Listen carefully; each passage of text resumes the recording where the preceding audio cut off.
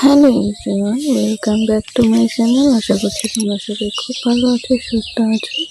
তো দেখো, সকালবেলা উঠে আমি ফুলগুলোকে আগে তুলে নিচ্ছি, কারণ যদি গাছের ফুল, এটা যেহেতু আমাদের বাড়ির বাইরের গাছ, তো যদি আমি সকালবেলা উঠে ফুল না তুলি তাহলে ফুলগুলো থাকবেই না। তো এই দেখো, ফুলগুলোকে তুলে নিয়েছি। আর প্রচণ্ড পরিমাণে মাথা ব্যথা করছে করে অনেকদিন ধরে। তারপরে দেখো, ঘরের কাছে মাথাটাকে টিপে নিচ্ছি, ভালো করে মাথাটা টিপে দিচ্ছি। ওর হাত তো শক্ত, ছেলেদের হাত শক্ত, খুব ব্যথা লাগছে। তো আমরা আস্তে আস্তে একটু করো। তো আস্তে আস্তে তারপরে বলার পরে বললাম যে ভুরু থেকে তুলে টেনে দাও, একদম কানের পিছনে নিয়ে আসো। এটাই করছিল। মাথার তেল তুল লাগালাম, তারপরে আরেক দিকে দেখো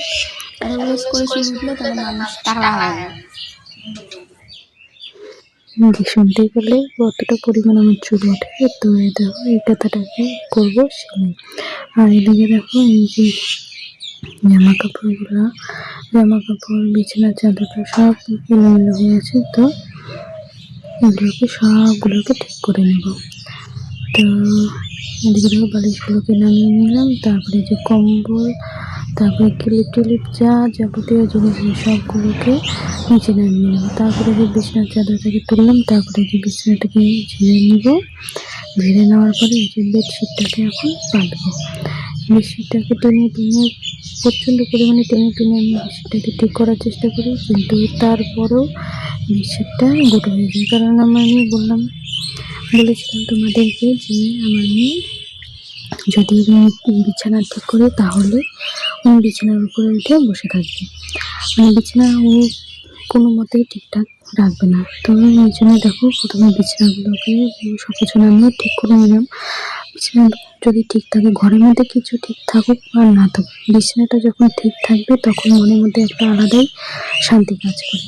তো ওই জন্য আমি বিছানাটাকে যতটা পরিমাণে, যতই দুষ্টামি করুক না কেন, যত বিছানাটাকে নোংরা করে রাখুক না কেন, তবুও আমি বিছানাটাকে পুরো ঠিকঠাকভাবে রাখার চেষ্টা করি। কারণ আমার বিছানা অগোছালো থাকলে তো আমার কিচ্ছু ভালো লাগে না। তবে সেটাকে পুরো টেনে ঠিক করে নেব। আর এদিকে দেখো, কোনা গুছিয়ে যা আছে ভালোভাবে গুজে দেবো। সেটাকে টেনে পুরো টিপটপ করে নেব। টিপটপ করে নেওয়ার পর কিছু জামা কাপড় আছে, সেই জামা কাপড়গুলোকে ধোবো।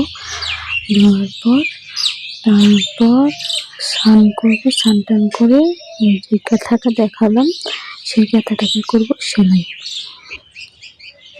তো এদিকে দেখো, তো করে নিলাম। নেওয়ার পরে টেনে বিছানাটাকে ঠিক করে নিলাম। এখন তুলে রাখবো বালিশ। প্রথমে বালিশগুলোকে ঠিক করে রাখলাম, তারপরে রাখবো কম্বল। এখন আপাতত একটাই কম্বল বের করা আছে। তো কম্বল বালিশ, এই যে দেখো আরেকটা কম্বল, এটা কম্বল মেয়ের জন্য।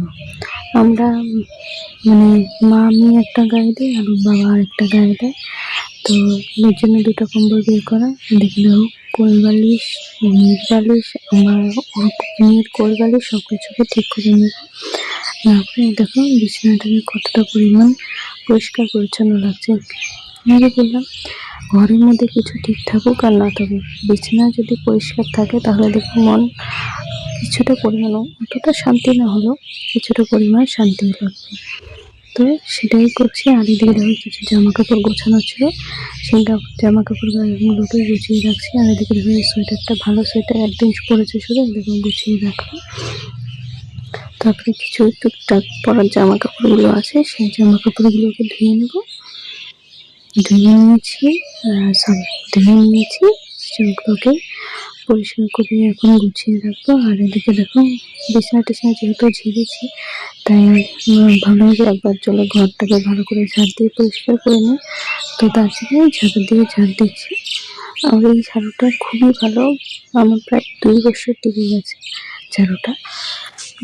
বাবা এনেছিল যে একবার ফুল ঝাড়ু বারবার নষ্ট হয়ে যায়, তো এটা এনেছে একবারই, প্রায় 2 বছরের মতো হয়ে গেল ঝাড়ুটা চলছে, ভালোই চলে। আর এদিকে দেখো, কিছু জামা কাপড় আছে। আর এদিকে দেখো, মাথা ব্যথা তো যন্ত্রণায় থাকতে পারছি না, পুরো তেল লেগে মাথাটা কি অবস্থা। আর এদিকে দেখো, ব্যথা ফেলেছে। আর এদিকে দেখো, আমি ঘুম